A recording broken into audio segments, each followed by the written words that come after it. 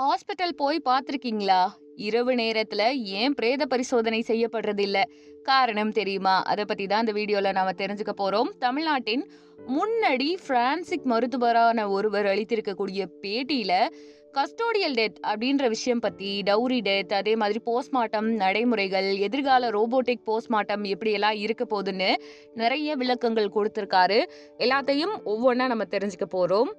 இப்போ custodial death, அதாவது சிறையில் அல்லது காவலில் இறப்பு நிகழ்ந்துச்சுன்னா வருவாய்த்துறை அதிகாரிகள், தாசில்தார் இல்லைன்னா அதுக்கு மேல விசாரணைக்கு உத்தரவிடப்படுவாங்க. 2 ஃபாரன்சிக் ரிப்போர்ட்கள், 2 ஃபாரன்சிக் டாக்டர்கள் வருவாங்க. நிறைய ப்ராசஸ் போயிட்டு இருக்கும். ஃபுல் அண்ட் ஃபுல் பிரேத பரிசோதனைய வீடியோ எடுப்பாங்க.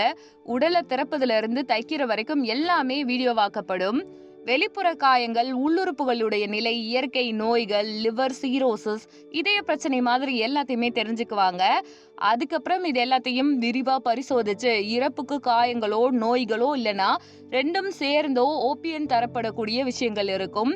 2 டாக்டர்கள் ஈடுபடுறதுனால தவறு ஏற்படும் அப்படின்னு நினைச்சா, திருமணமான பெண் 7 ஆண்டுகளுக்குள்ள அசாதாரணமான முறையில இறந்தாங்கன்னா, அதாவது தற்கொலை உட்பட டவுரி டெத் வழக்கமா கருதப்படும். இதுல வருவாய்த்துறை விசாரணை மட்டும் இல்லாம 2 டாக்டர்களுடைய போஸ்ட்மார்ட்டம் கட்டாயம்னு சொல்லியிருப்பாங்க. அதே மாதிரி 30ல இருந்து 40 ஆண்டு அனுபவத்துல எந்த பேய் இல்லைன்னா பிசாச நேர்ல பார்க்கல அப்படின்னு டாக்டர் உறுதியாவே சொல்லியிருக்காரு. இரவு நேரங்கள்ல கூட மார்ச்சுரியில பணியாற்றி இருக்காராம். அனைத்து அறிவியல் அடிப்படையிலானதா தான் இருந்திருக்குன்னு சொல்லியிருக்காரு. பொதுவா பகல் நேரத்துல மட்டும் போஸ்ட்மார்ட்டம் செய்யப்படும். உடல்ல நிறமாற்றங்கள், அதே மாதிரி விஷத்துடைய தன்மைக்கேற்ப சரியான ஒரு புரிதல் வேணும்னா நம்ம பகல்ல அந்த வெளிச்சத்துல அவசியமா போஸ்ட்மார்ட்டம் பண்ணணுமா. அதே மாதிரி பாய்சன் குடிச்சு இருந்தா விஷத்தை கண்டறிய முடியும். ஆனா தானாக குடிச்சாரா இல்லைன்னா வலுக்கட்டாயமா ஊற்றப்பட்டதா அப்படின்றத அந்த காயங்கள் மூலமா கண்டுபிடிக்கிறது கொஞ்சம் கடினமா இருக்கும். சாட்சிகள், சூழ்நிலை, ஆதாரம் இதெல்லாம் தேவைப்படுமா.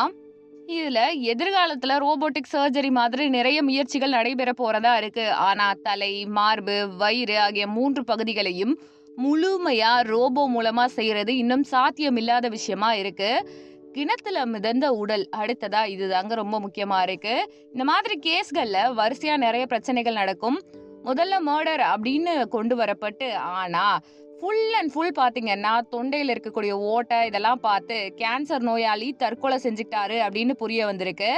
அடுத்து ஒரு ரோடு ஆக்சிடென்ட் ரொம்ப வியப்பா இருந்துச்சாம். கார் விபத்துல உடல் சிதறி எலும்பு கூட கிடைக்கல, காரும் முழுமையா எரிஞ்சிருச்சு. அப்படிப்பட்ட நிலையில சிறு எலும்பு துண்டு, அதே மாதிரி கொஞ்சமா அங்க இருந்திருக்கக்கூடிய துணியை வச்சு அது பெண்ணுன்னும் அவங்க உயரம் அது எல்லாத்தையுமே ப்ராப்பரா கண்டுபிடிச்சிருக்காங்க. அதாவது அவங்க உயரம் மினிமமா 145ல இருந்து 155 சென்டிமீட்டர் அப்படின்னு அடையாளம் காணப்பட்டிருக்கு. இன்சூரன்ஸ் கிளைம் கூட வெற்றி அடைஞ்சிருக்காமா. இயற்கை மரணம் இல்லாம விபத்து அந்த மாதிரியான விஷயங்கள் இருக்கு இல்லையா, இது எல்லா இறப்புக்குமே முக்கியமா போஸ்ட்மார்ட்டம் ரொம்ப அவசியமா இருக்கு. இன்சூரன்ஸ், அதுக்கப்புறம் காம்பன்சேஷன், சட்ட நடவடிக்கைகள், இது எல்லாத்துக்குமே உரிய உரிமைகள் குடும்பத்துக்கு வாங்கி தரணும்னு தான் அந்த போஸ்ட்மார்ட்டம் பண்றது. ஆனா நிறைய பேருக்கு இன்ன வரைக்கும் அவேர்னஸ் இல்லாமையே இருக்கு. எங்களோட குடும்பத்துல இருக்க ஒரு உறுப்பினரை இப்படி பஞ்சபூதங்களுக்கு கொடுக்காம உடம்ப 4-5 அறுக்குறாங்களேன்னு சொல்லுவாங்க. பட் அது ரொம்ப மஸ்ட்.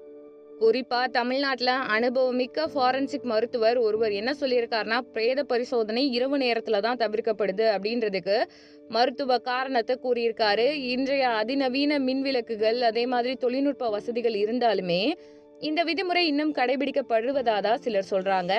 ஒரு நபர் எப்படி இறந்தார் அப்படின்றத உறுதிப்படுத்துவதுல உள்ளுறுப்புகளின் நிறமாற்றம் இதெல்லாமே ரொம்ப முக்கியமா தான் இருக்கு. மூச்சு திணறல், அதே மாதிரி இறந்தவர்களுடைய உறுப்புகள் நீல நிறத்துல இருக்குமாம். இந்த மாதிரியான பிரச்சனைகள், சைனைடு மாதிரி வலுவான விஷயங்களை உட்கொண்டு இருந்தா உள்ளுறுப்புகள் அடர் சிவப்பு நிறத்துல இருக்குமாம். விபத்து அல்லது பிற காரணங்களா தனித்தனி நிறமாற்றங்கள் ஏற்பட்டிருக்குமாம். இந்த நிறங்களை சரியா அடையாளம் காண்பதுதான் இறப்புடைய உண்மைத்தன்மைய நாம தீர்மானமா கொண்டு வரதுக்கு உதவியா இருக்குமா. பகல் வெளிச்சத்துல அதுக்காக தான் இந்த சர்ஜரி, அந்த போஸ்ட்மார்ட்டம் எல்லாமே பண்றாங்க. ரீசன், பகல் வெளிச்சம் தான் ப்ராப்பரான அந்த சூரிய கதிர்கள் புரிய வைக்கிறது எல்லாத்தையும் கொண்டு வரும்னு சொல்றாங்க. குறிப்பா பாத்தீங்கன்னா வீட்டு பெண்கள் புடவை கடைக்கு போயிட்டு புடவை வாங்கும்போது கடையுடைய மின்விளக்கு வெளிச்சத்துல அது ஒரு நிறத்துல இருக்கும். அதே புடவை வீட்டுக்கு வந்தோடனே வேற மாதிரி இருக்கும், சூரிய வெளிச்சத்துல வேற நிறத்துல இருக்கும். அந்த கான்செப்ட் வச்சுதான் ஒரு நிமிஷத்துல வெளியில எடுத்து பார்த்துட்டு அதுக்கப்புறமா அவங்க முடிவே பண்ணுவாங்க. ஸோ பிரேத பரிசோதனை இந்த நிறமாற்றங்கள், காயங்கள், சிறு சிறு துளைகள், எலும்பு, முடி, சின்ன சின்ன விஷயங்களை அடிப்படையாக கொண்டது. கண்டிப்பா ஒரு போஸ்ட்மார்ட்டம் அப்படின்றது இறந்த உயிருக்கு நிறைய நியாயங்களையும் உண்மைத்தன்மையையும் வெளிப்படுத்தும்ன்றதுக்கு மாற்று கருத்தே கிடையாது. ஸோ இதை பற்றி நீங்கள் என்ன நினைக்கிறீங்கன்னு கமெண்ட் பண்ணுங்கள். நம்ம சேனலை லைக் பண்ணுங்கள், ஷேர் பண்ணுங்கள், சப்ஸ்கிரைப் பண்ணுங்கள்.